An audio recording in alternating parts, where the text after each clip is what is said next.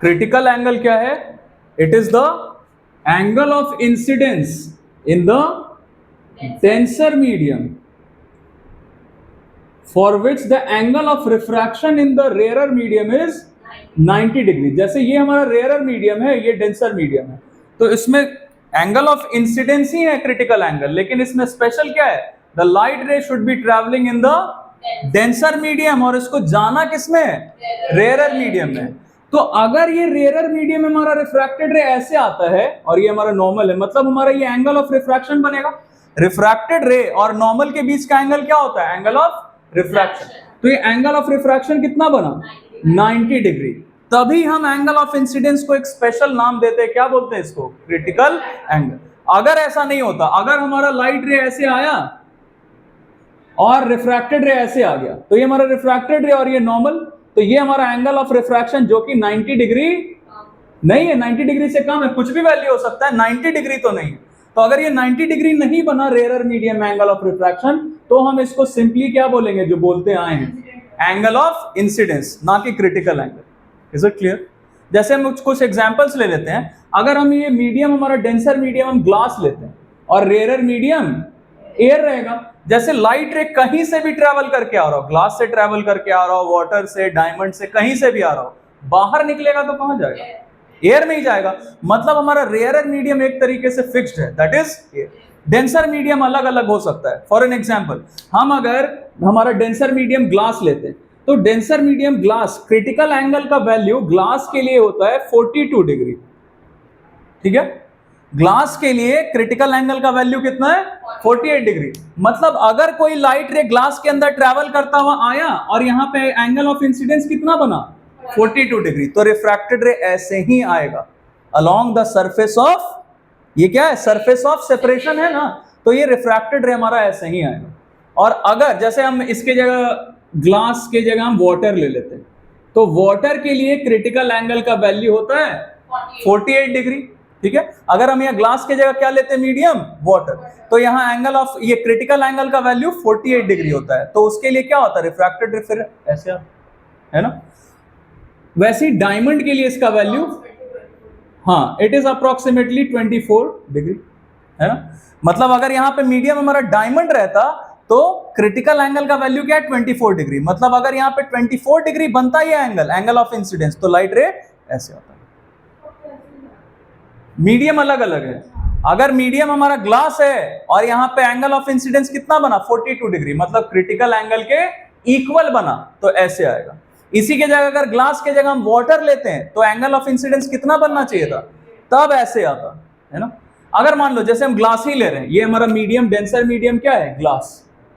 अगर यहाँ angle of incidence हमारा 41 डिग्री बना, एंगल ऑफ इंसिडेंस कितना बना? 41 डिग्री। तो ये देखो, ये क्रिटिकल एंगल से इसका वैल्यू क्या है? कम है। तो इसमें नॉर्मल रिफ्रैक्शन होता है, जैसा अभी तक हम पढ़ते आए हैं कि लाइट रे डेंसर से रेयरर मीडियम में जाता है, तो क्या होता है? Away from the normal. जो पहले चल रहा था, जो पहले हमने सीखा, वही चीज है। कोई दिक्कत है इसमें? तो अगर angle of incidence critical angle से छोटा हुआ, कम हुआ angle of incidence critical angle से, तो ऐसे रिफ्रैक्शन होता है, जो नॉर्मली हमने पढ़ा है। और कुछ लाइट क्या होगा? रिफ्लेक्ट भी होगा। हमने पहले से पढ़ा हुआ है कि कोई भी लाइट अगर किसी भी ट्रांसपेरेंट सरफेस पे इंसिडेंट होता है, तो there is partial reflection, partial refraction and partial absorption. ठीक है, तो यहाँ पे दोनों चीज हो रहा है, रिफ्रैक्शन भी हुआ और रिफ्लेक्शन भी हुआ। और यहाँ पे भी क्या हुआ? रिफ्रैक्शन भी हुआ और रिफ्लेक्शन भी हुआ। ये बताया था, ये दोनों कंडीशंस। अब TIR पे आते हैं, that is total internal reflection. Give the heading, total internal reflection.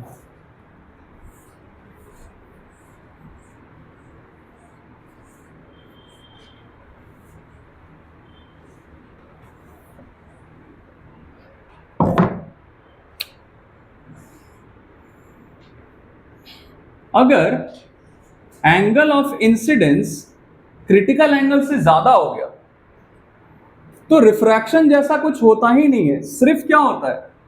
Reflection. जैसे कि एग्जांपल लेते हैं, मान लो हमारा ये मीडियम ग्लास रहता, तो ग्लास के लिए क्रिटिकल एंगल का वैल्यू अभी हमने देखा कितना होता है? 42 डिग्री।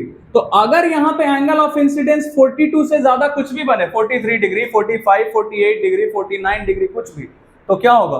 यहां से रिफ्रैक्शन होगा ही नहीं, सिर्फ क्या होगा, सिर्फ रिफ्लेक्शन होगा, जिसको हम क्या बोलते हैं, total internal reflection.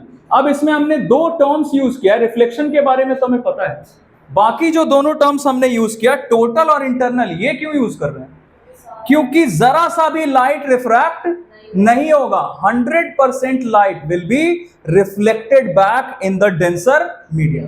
Internal term क्यों यूज कर रहे हैं, जैसे मान, हाँ, ग्लास के अंदर से ट्रैवल करता हुआ लाइट, और इसका मोटिव क्या है, इसको कहां जाना है, बाहर जाना है, एयर में जाना है, लेकिन बाहर जा ही नहीं पाया, ये ग्लास का ग्लास में ही रह गया, इसीलिए टर्म क्या यूज करते हैं, इंटरनल। इज इट क्लियर, समझ में आ रहा है? तो टोटल इंटरनल रिफ्लेक्शन क्या है, ऐसा फिनोमेनन जिसमें लाइट अगर ट्रैवल करता हुआ रहा है किस मीडियम में, डेंसर में, और ये सरफेस ऑफ सेपरेशन पे ये यहाँ पे एंगल ऑफ इंसिडेंस कितना बना है, क्रिटिकल एंगल से ज्यादा, तो पूरा का पूरा 100% लाइट रिफ्लेक्ट हो जाता है डेंसर मीडियम में, इसी को हम क्या बोलते हैं, total internal reflection. Is it clear, लिख लो। हर मीडियम के लिए अलग अलग होता है, अगर वाटर है, अभी लिखवाया था एग्जाम्पल, लिखा, हाँ,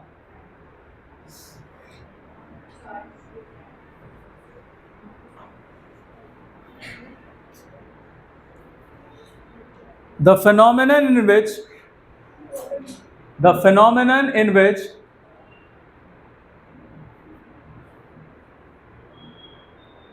light ray traveling in denser medium, the phenomenon in which light ray traveling in denser medium is incident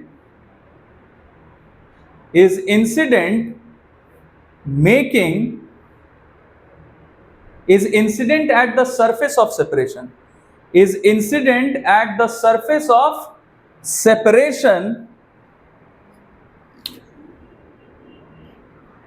at the surface of separation, making angle I greater than angle C, मतलब angle of incidence greater than critical angle for the given pair of media,